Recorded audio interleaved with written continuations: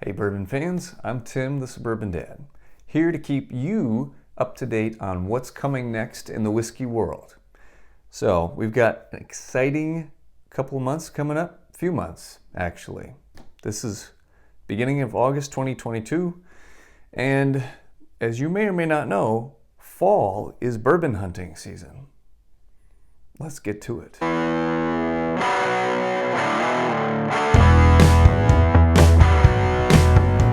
So in August, we've got two notable releases coming out. Of course, we've got the long anticipated since last year, E.H. Taylor Barrel Proof Rye. So the only information I have on it is that it's supposed to come out this month. Don't know price or proof point or anything like that.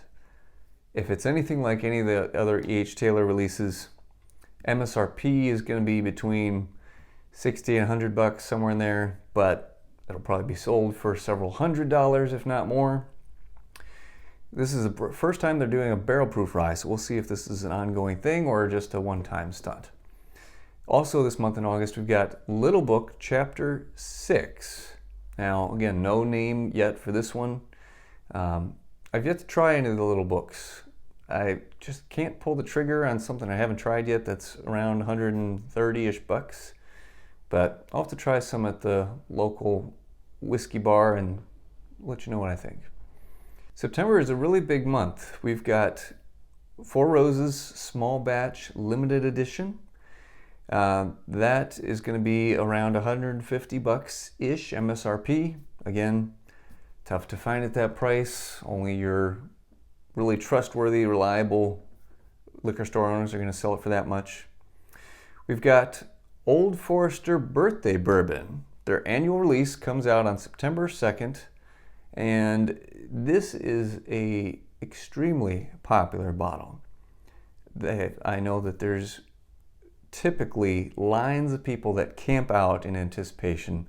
Old Foresters even have to change their protocols to keep people safe and keep things under control. So if you're one of those diehards that really want to grab a bottle, check their website or their newsletter to see what information you need to follow to get one of those bottles. Good luck to you.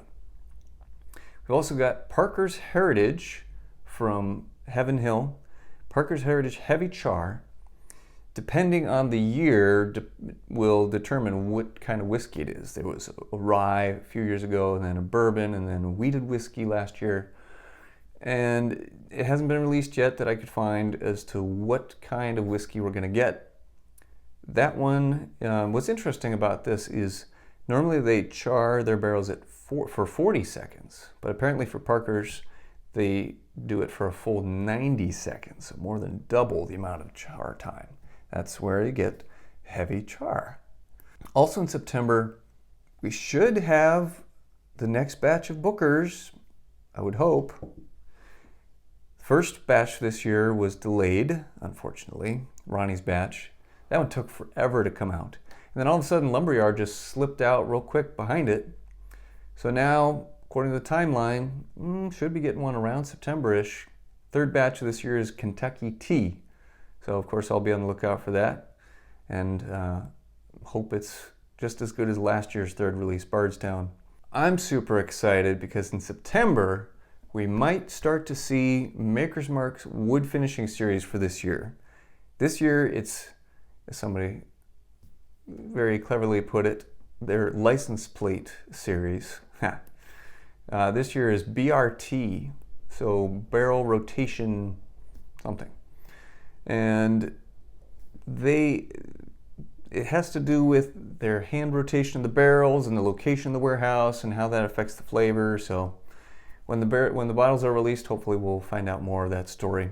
But according to Maker's Mark's website, they'll be shipping out BRT01 in their whiskey drop program starting in September.